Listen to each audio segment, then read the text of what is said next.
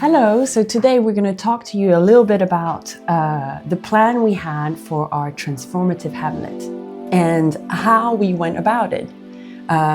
Most people, including us, when we want to build something, the typical thing is to just go to an architecture firm, hire them, and they come over, they look at the land, and they go on the laptop, and they draw you a beautiful, very clean 3D plan, and then you go back and forth a little bit, and that's it. And we were actually really inspired by Christopher Alexander, who has a very different process to how to make buildings, basically, including new buildings. And so we'll take you through the process about how we went about to make this plan of this maquette that you can see here of our transformative hamlet, which we made ourselves.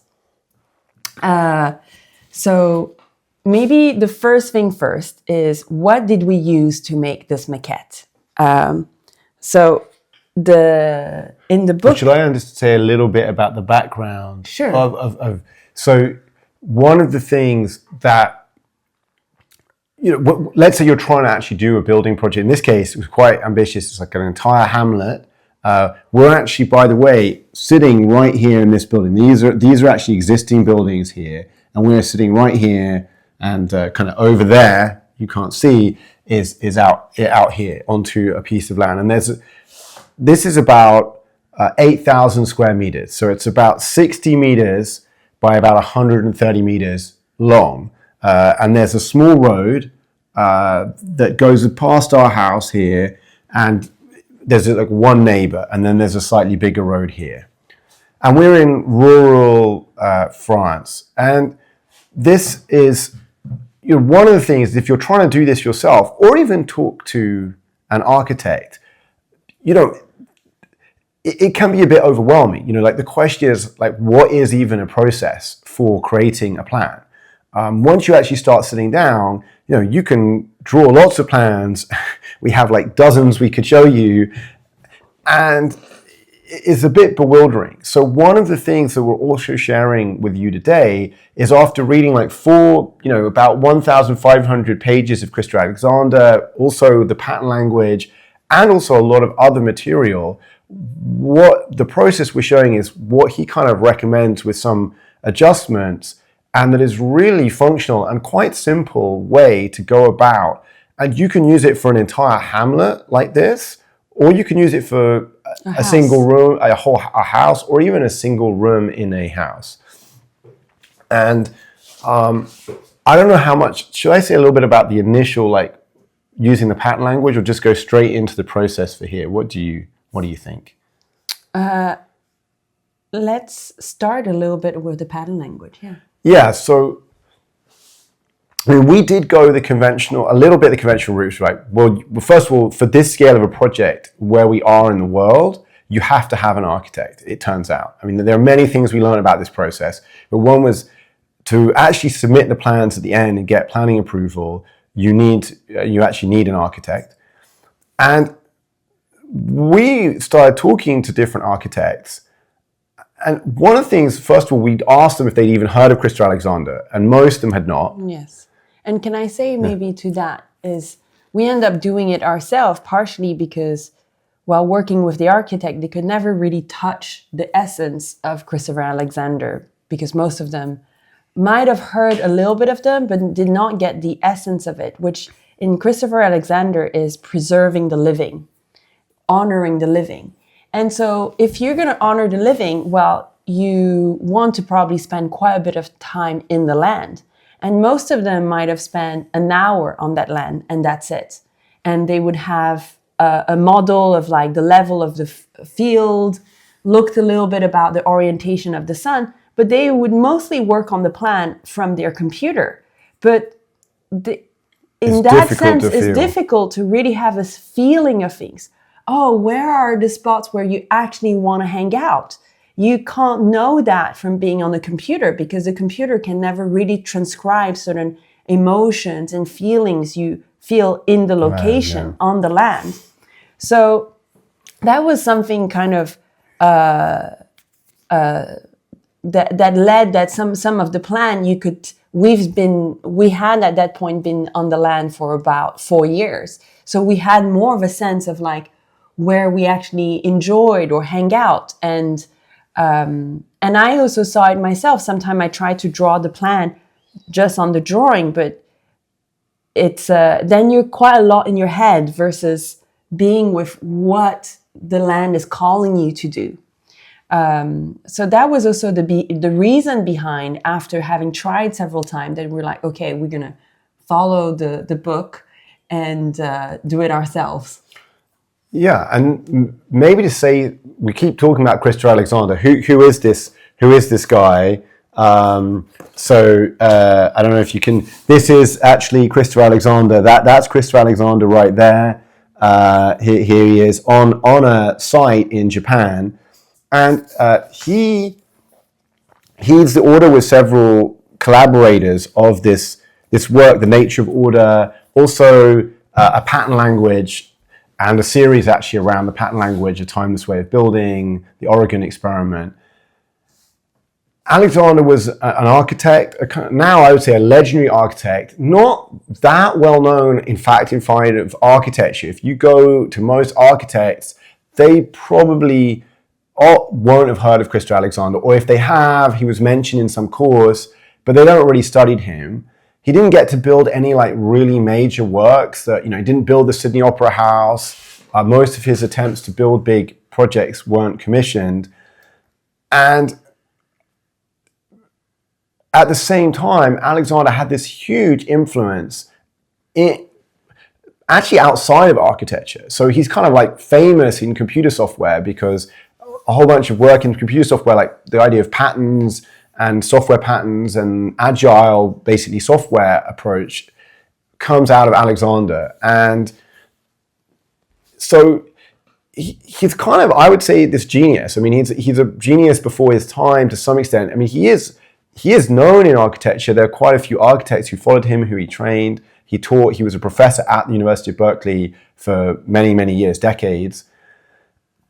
But for example, the pattern language is, I think, still almost annually the best-selling book at Oxford University Press. It sells, well, maybe not every year, but cumulatively the best-selling book.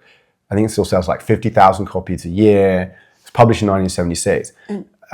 Sorry, yeah, go ahead. Well, now I'd love us to kind of go a little bit about like, okay, how did we go about it? Yeah. So one thing is that Rufus is always the more thorough one between both of us. And so first we had to make a plan, a maquette that was at scale. And to do that, we used this kind of clay to do the leveling. So we kind of drew the different level, and you bought this clay specifically. We actually bought two. It's called plastiline, and we got the number 40 because we actually first even had we got the number, I think, 60 here, or 55 or 60, and it was too and it was hard. too hard. It made it very hard to kind of work on. You had to we actually had to cook it up and melt it basically to work with it, which was pretty messy. But yeah. And so we got this brand, and we recommend plastiline number 40 because it's the right hardness and softness to work around. We then did it on like a large piece of paper underneath. We would probably recommend better to do that on a piece of wood. Or we put it on plasterboard. The other thing is simple, it's plasterboard. But something a bit more solid because it will make the mobility better. We picked this size to say there is a scale. So I should say again, funny enough, like after lots of reading, if you're actually looking, what I want to say is that Alexander actually has a section where he explains, page 182 of book 3 of The Nature of Order. If you've read a lot of other stuff, there's literally a summary about how you would lay out this scale of a project. He also has them for houses. He talks about, first of all, actually about the Aishin campus, laying out a very large building complex, which is this university campus in Japan. And he literally talks through how you do it in really specific detail that's very, very useful. So you start with these kind of rough sketches like this. You start out, first of all, you go on the land, and before you actually get to this stage, and you make sketches of features. So this is like the lake. This is, in this case, the land in Aishin. So we had a sketch of the land, and just where there are trees. So like there are existing trees here, there are existing trees here. Here he has a lake, very, very crude. And the other thing is you walk around the land and you feel for what he calls the centers. If you want to get a bit more mystical, you can say it's a place you feel whole, or you feel something. You might also feel sad, or you might feel reflective, or you might feel energetic and joyful. So basically, Rufus would ask me and friends to walk around the land and just tell me what you feel in which spot. So we walked around land, and there was that sense of like, oh, here I feel kind of a little bit more energized. And then we'd mark on the land where that place was, and also on our map. On a little hand map, yeah. And here was like, oh, here I feel more contemplative. I want to sit and watch this view. And so it was kind of, spending time on the land to actually sense what the land was making us feel. And so here's the one, you can't maybe see it, but basically he's not only got the features, but he's also started to mark centers on the land. And then you do quite a lot of these. I mean, and initially, before you even come to a model like this, you're doing sketches. So here's an example of him of trying to do several different sketches of the layout. We did, I would say, at least close to a dozen, where we were trying out different layouts of buildings. And also, this is really part two, where you're looking at what not are the centers of the land, but the centers of function. So in his case, he wanted an entranceway. We wanted an entranceway. We wanted a reflection area and a kind of area of greater peace. We wanted a communal kitchen that's ended up over here. We knew there were certain things we wanted that came out as we did the sketches. And then you come to doing this model. And if I just zoom forward, Alexander... Go. So for us, we knew we wanted kind of a big entranceway, which is right here on the maquette, here. Actually, preferably, we would have put it here, but the town hall didn't allow us to put it at this end of the land. So we had to put it here. Because those also, you do have to adapt to, the reality of working with planning rules and permission. So we end up moving that over here. We knew we wanted to have a place where people come together and eat together. And we noticed as we spent time that this was an area that people naturally kind of gathered around. And it functioned also as a link between the older hamlet where we currently are with the older buildings and the new one. Here there's a little spot where we just noticed that we tend to kind of come to make fires because there's a nice sunset. And it was just kind of sensing where do we naturally want to kind of go about or gather around. And in our desires, another function was that we wanted houses for families and we wanted houses for couples or single people. Because we noticed that, throughout time, your family evolved. First maybe you're a single person, then you're a couple, and then your family grows into one kid, another kid, and so you need to kind of and then the kids leave, and then you need smaller space. So it was also expand and contract. Yeah. To think of how in the design how that can expand and contract. And also we wanted lots of communal space to be able to host people coming and make art and make welding and have workshop and heal the land and grow our food. So we had different center, different needs, uses. And then it was trying to figure out how would you plot that. And that's where I want to come back actually briefly to also Alexander in this process, because if you actually do that, you can feel overwhelmed. Like you have, a bunch of needs and you have the land and there are like millions of potential combinations. And one thing is we started with the pattern language. And the pattern language, if you read that book, it has these pans, and it has sort of a recipe for how you would use them. But I think, as Alexander himself acknowledges, if you actually try using that, you often just get overwhelmed with options. It's partly why he came to doing the nature of order and what he calls generative sequences. Can I say a bit to that? So I first worked from the pattern language. So I personally did not read the nature of order. Rufus did, and I read the pattern language. And I had my plan, and we'll cut like all my different version. And it was really overwhelming, but it was also fascinating because he talked about, and I will use probably the pattern language in how we did this house, the lighting, the pathways, and it can be, it's like layering a cake, like there's so many layers, and it can be quite overwhelming. And what I found fascinating when you explained to me the nature of order was that there was a real inspiration from nature. That actually if you're trying to respect the life force, there is a pattern in the life force movement of life, which is a unfolding. I found that really inspiring. We're like, if you look at a flower, it goes from like, it has all the essence in this kind of seeds, and then it gradually unfolds. The same as an embryo, as a baby, it kind of gradually unfolds. And so it's the same as when we do buildings. There are centers in which things unfold from. Yes. So, I mean, just to take that, so maybe to think of a seed, it doesn't have a perfect specification of what it will be inside of the DNA of a baby or a sunflower, but it has a sequence of steps that unfold, that allow, and things that happen at that stage. And so Alexander's idea is you identify these centers, and then there's sort of a sequence, a generative sequence by which you can work from identifying center. So by center, I mean like the fire pit here. This area here was a strong center that we were already using from our house here in the summer, and other times we'll go and eat here. And it has this energy. This, by the way, is south. So the sun is kind of setting up here. The sun rises over here, and this is south. So this has a really lovely energy. It looks up the field a little bit. We're right next to Plum Village, the Zen monastery, which is kind of up the hill here.